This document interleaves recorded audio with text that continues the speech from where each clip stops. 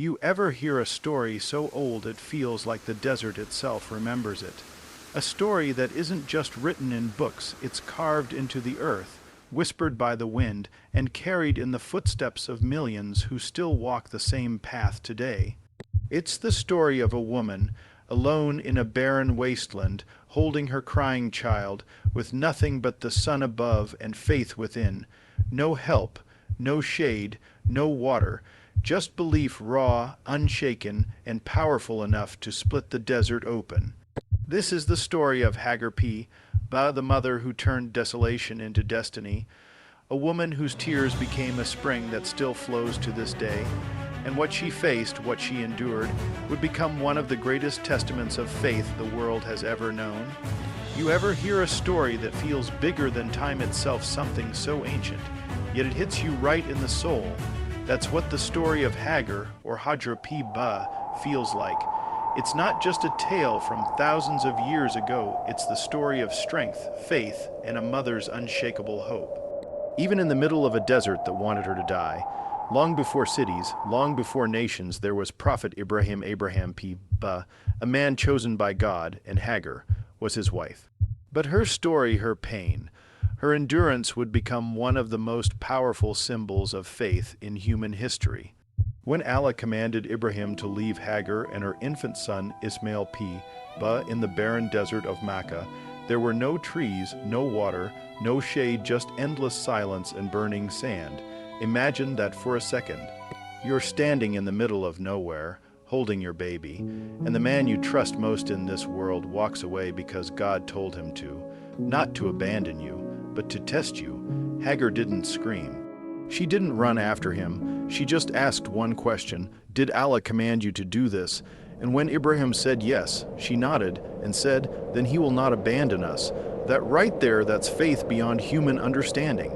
Because she had nothing, no food, no water, no plan, just trust in the unseen. Hours passed, the baby cried, the sun burned, and Hagar started running desperate between two hills, Safa and Marwah, searching for water, for help, for anything.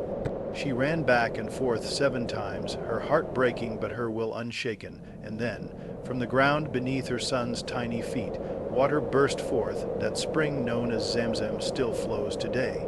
Thousands of years later, millions of people drink from it every single year during Hajj, all because of one woman's faith, one mother's tears, one human soul who refused to give up. But here's the part that hits hardest.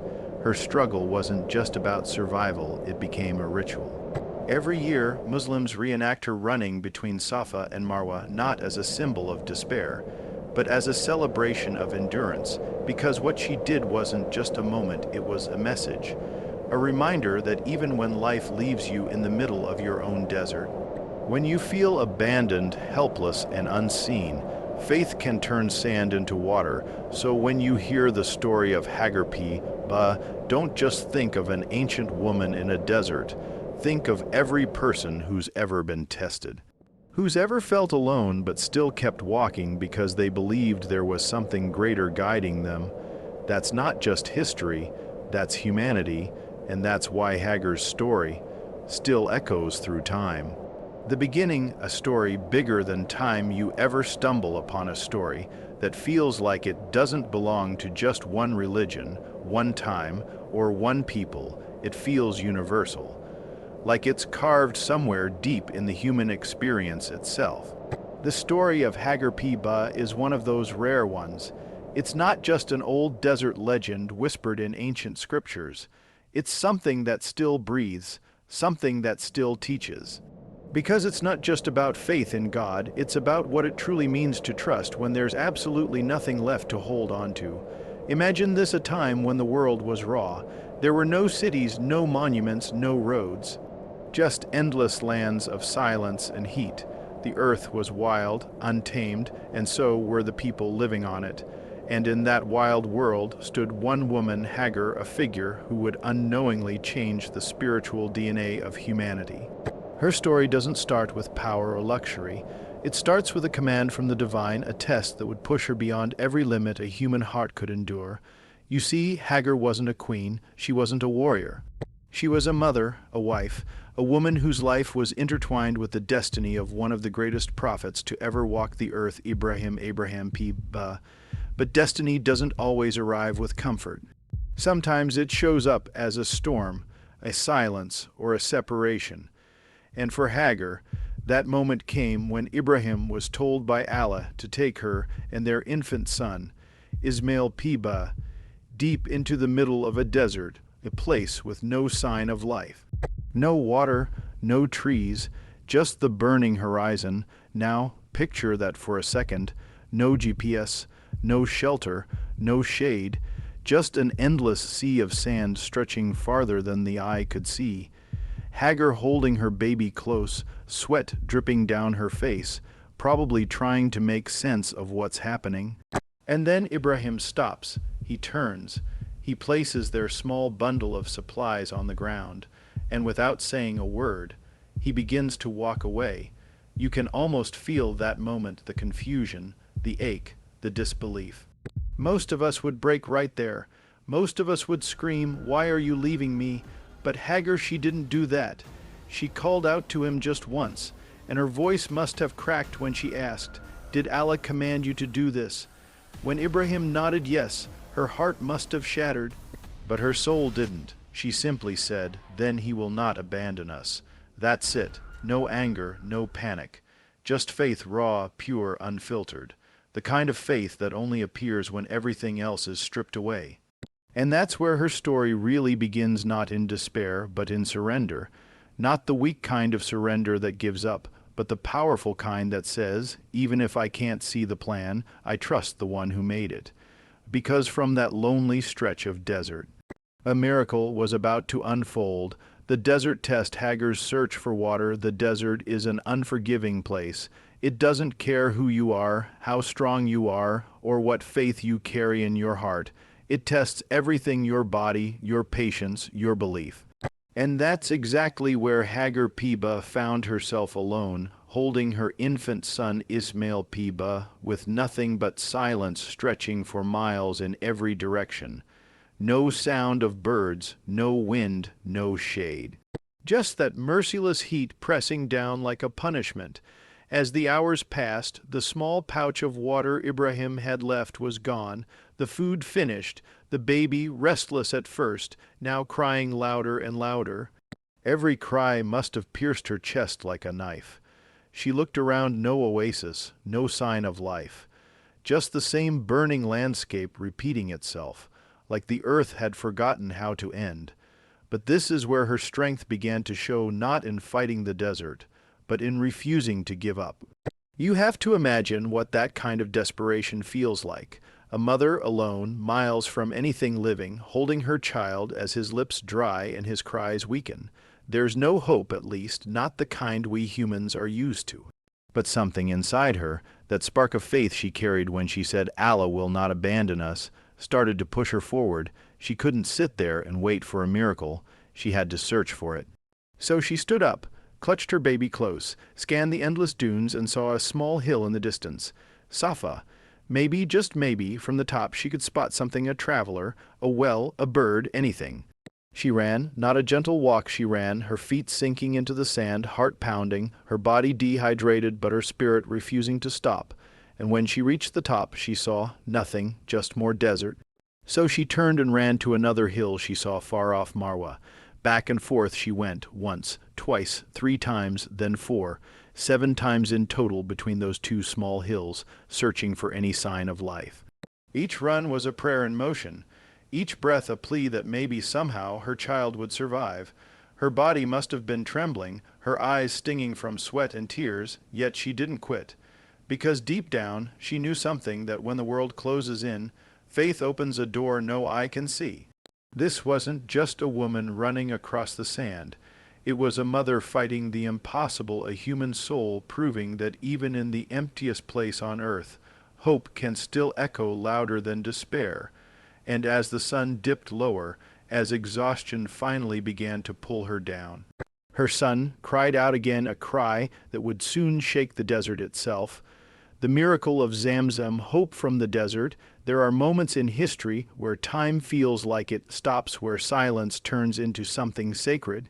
For Hagar P. that moment came not with a thunderclap or a voice from the heavens, but with the desperate cry of her infant son, Ismail P. After running herself to exhaustion, after every ounce of strength had been spent, she must have felt her body failing. But even as her legs trembled, her eyes stayed fixed on that little bundle in the sand, the only thing that mattered in her world. The desert around her was still merciless, dry, hot, unending. The sound of the baby's cries faded into weak whimpers, and she must have felt the sting of panic twist in her chest. There are no words to describe that kind of helplessness. A mother's instinct is to protect, to feed, to comfort. But here she was, with nothing left to give, and then in that absolute emptiness something shifted. From the ground beneath her child's tiny feet, the impossible happened, a faint trickle, then a sound soft, like the whisper of a hidden stream beneath the earth. Hagar must have blinked, not believing what she was hearing. She rushed toward her son, her hands digging into the sand, and there it was, water, cold, clear, flowing water, bursting from the ground where moments ago there had been only death and dust. You can almost imagine her falling to her knees, scooping it up with shaking hands, crying and laughing at the same time. Her baby drinks, she drinks, and for the first time in what felt like forever, she breathes not in fear, but in relief. That spring was named Zamzam, a name that would echo through time, and here's the thing, it still flows today. Thousands of years later, that same water still pours out from that same desert, as if God wanted the world to remember what happens when faith refuses to break.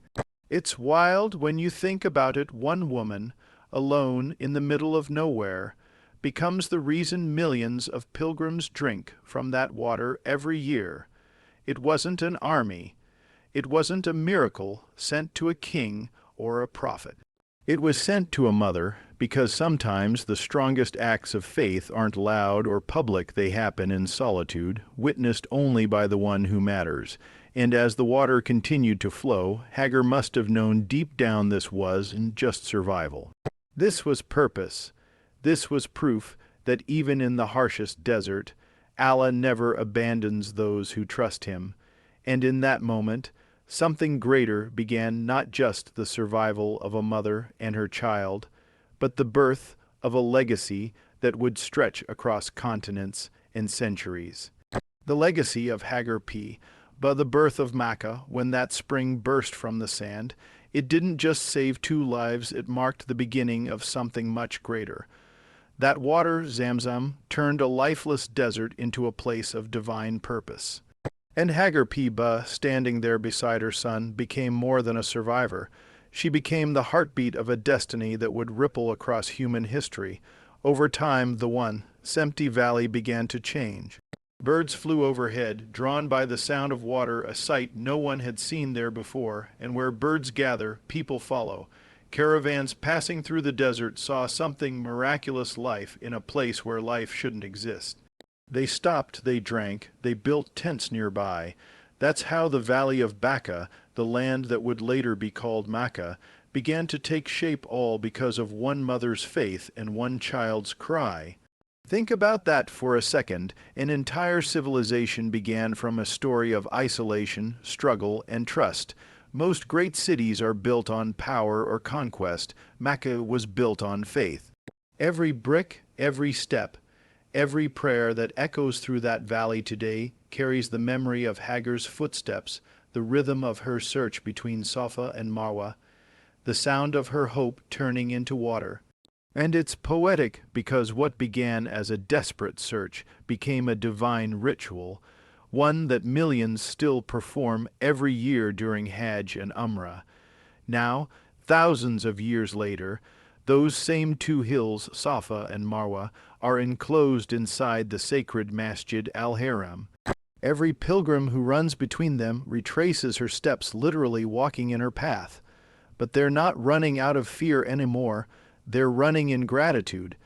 Every drop of sweat, every breath, is a tribute to her courage, a reminder that faith is never wasted, even when it feels unseen. Hagar may have been alone back then, but today the whole world follows her footsteps. It's fascinating how one act of obedience can echo through generations. From Hagar's son Ismail would come a lineage that leads to Prophet Muhammad the final messenger, the seal of prophethood. So when you trace that line backward through the prophets, through the nations, it all leads back to a mother standing in the desert, whispering, "Allah will not abandon us." Her words didn't just save her that day. They built the spiritual core of Islam itself, and even now, when millions circle the Kaaba built by Ibrahim and Ismail they're circling around the memory of her endurance. That's what legacy really means. It's not about being remembered by name.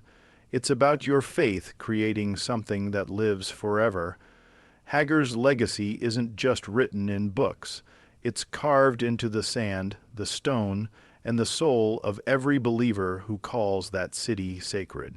The echo of faith, when you look back at the story of Hagar it's more than history, it's a mirror, because every one of us, at some point in our lives, ends up in our own version of that desert.